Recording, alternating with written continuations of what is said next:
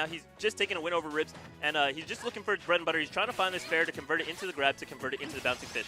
It is the way he starts off the match, and it's very reliable, safe Sheik damage. Oh, very nice by Ribs, getting the down throw up air. And a lot of people DI for the 4 there, and it really messes them up, allowing Ribs to get the regrab. But Avalon, well aware of that, getting out of it. Nice forward there. Bouncing fish. The bouncing fish does not connect. Percent around even right now as Avalon breaks that tension with the dash attack. Ribs going for the up air once again. Avalon fighting his way back on. Avalon now with stage control, and Ribs will get to center stage. And so like Pierce was pointing out before, Avalon not taking advantage fully of putting his opponent in the defensive position by the edge. Still getting that percent damage in though. Oh, very nice. Great air dodge by Ribs and going into an up air from it. Now, I've read online and heard from some Ness players, similar to some characters in Brawl, Ness's air dodge puts him within the different axis in the game. I think it's the Z or Y axis.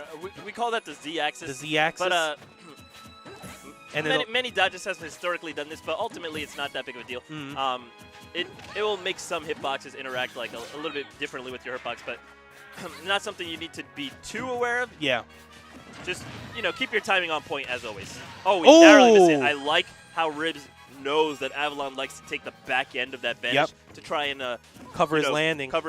But he was ready for it, decided to float away and just casually hits him with an up air on his recovery there. So really, really good presence of Ribs' mind there to cover that option. All right, so Avalon now trying to find this KO.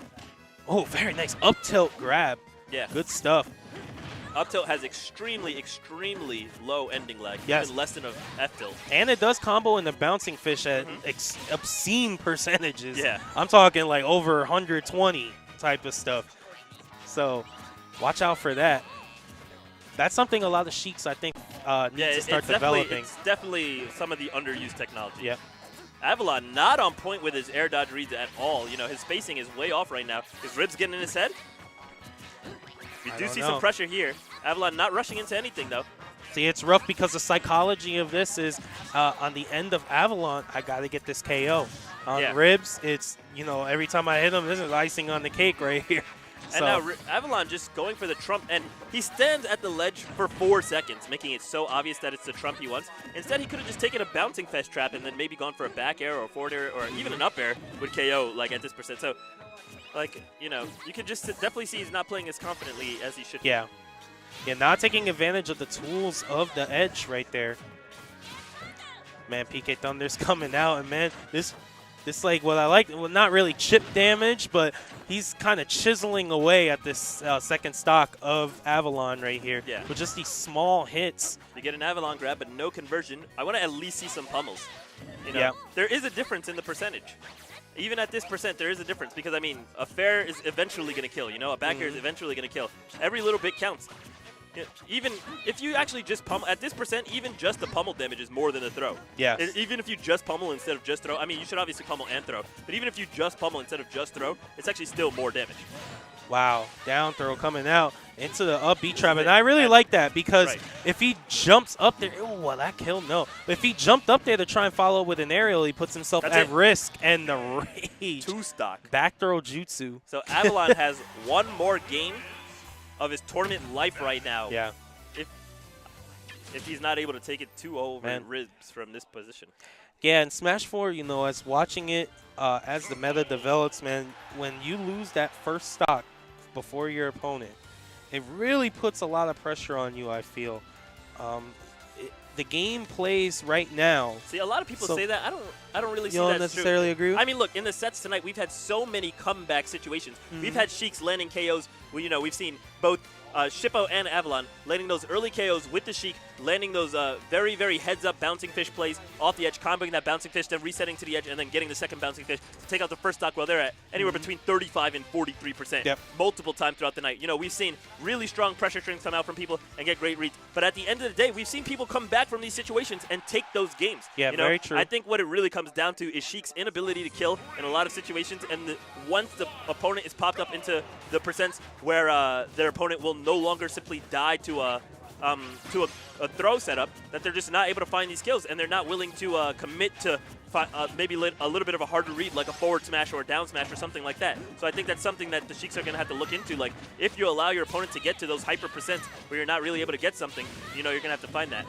Oh, wow. Avalon with the tech, the wall tech right there. Yeah, what Avalon really needed to do to convert that edge guard was actually just to fall with Ness a little bit more and then hit him from below, which is, it's really difficult to see that in the moment. Good follow there with the PK Thunder. Avalon should have been able to actually get a punish there. A dash attack would have actually connected onto Ribs from that position, but Avalon just playing it nice and safe. I like how he's able to fall off of that platform. He needs a bouncing fish out of that situation, as we mentioned earlier. Don't keep yourself in those juggle traps. Just bouncing fish, get yourself out of there. And Ribs right there in that whole sequence. Nice up smash. Yeah, nice. Good stuff by Avalon. But we saw in that previous sequence just before, Ribs being really good out of shield. Nair out of shield, forward air out of shield. Wow, tough angle, but makes it back. It's actually worth mentioning that Ribs had the read on that vanish and then thought he read incorrectly and dropped his down B, but he actually had the correct read on the vanish. He could have healed a lot of percent there and just unfortunately dropped his down B a little bit too early. Yeah, it's not really a comfortable thing with Ness when holding down B into the characters like kill option in that moment, being in pressure. And we so see I don't blame him. Ribs is in one of his favorite positions right now where Avalon starts playing hyper defensively. Yeah, Avalon kind of taking solace by the edge for a little now while. Avalon is moving into his offensive situations. You don't want to fall into your opponent like that. Just bouncing fish away. Yep.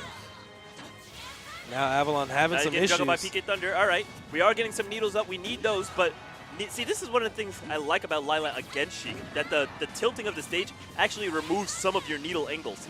So we're looking for PK Thunder 2. Bouncing off the edge, looks for the mix-up. Down smash is a free KO. Forward smash is a free KO. We need to not be giving these up. Man, Ribs will take advantage of that. Avalon not converting on the kill. And I think he's not being patient enough out of the throw. He's jumping and overextending nearly on his opening jump there. Oh my gosh, he makes it back. So that's a KO right there. Actually, in that situation where Ness is forced to recover super low and has no jump, the heads-up play is actually to go for the footstool. Because if Ness does nothing or throws an attack, he dies, okay? If you land the footstool, he dies. And if you're over Ness and he initiates the up B, you get hit by the up B and he dies. So in all cases, the option is covered and Ness is guaranteed dead. But of course, we don't see that, but we do see the stock fall off of him. Yeah, it's a little rough because they did give Ness in this game the up B does not disappear right as it's coming out over his head. It needs to start turning at first, I think it is. And then it will collide with something and disappear. So it's a little bit of a risk in that regard, but definitely Footstool can just murder Ness's stock. And as low as he went, it would have been pretty free. But right now, Avalon trying to get this percent back. Great up smash there. Stops the PK Thunder, and look at the conversion. That was beautiful. And now Avalon's getting off. Hopefully he will keep the pressure on and not give up the stage. We see him moving back, just playing a little bit respectfully, but he's still trying to play offensively here. He's going in right now. Looking for a grab here. No, goes for the dash attack. I thought that was a grab for sure. The Avalon grab was upon us. Oh, wow. Avalon had the right idea, just did not execute correctly there. Ribs so good out of shield. Very good. Taking his second up air. No, okay. He needed to respect Ness's aerial mobility a little bit more and just take it into a fair and go into an edge guard situation. He could have maybe converted a bouncing fish out of that. Look for a grab. Not doing it. Not going for it. Just playing very scared. Very, too safe. Hesitation will kill you. That's for sure. Hesitation is the seed of defeat. Oh, man. Takes it away. That's 20% right there. Great read there by Ribs. Avalon is going to hesitate to go for that one again. Yeah, for sure. I know me being the player I am, I would have just went for it again. Oh, down smash. Okay, no. F tilt into up air was a really great conversion. Very nice. Covering the whole platform with that back air. Nice. That's Ness with no jump. Get out there. Yeah, he just missed. He had the right idea, but just missed. Yeah. Oh. That's it. Ribs takes it over Avalon 2-0, gets his revenge on Avalon and takes him out of there. Now Ribs will rise up into the grand finals and has a shot at challenging Duncan, who has just been looking phenomenal tonight. Definitely looking forward to see if Ribs has something up his sleeve to challenge him. We'll send Avalon home with a third place bronze medal. He did a great job tonight, but the competition was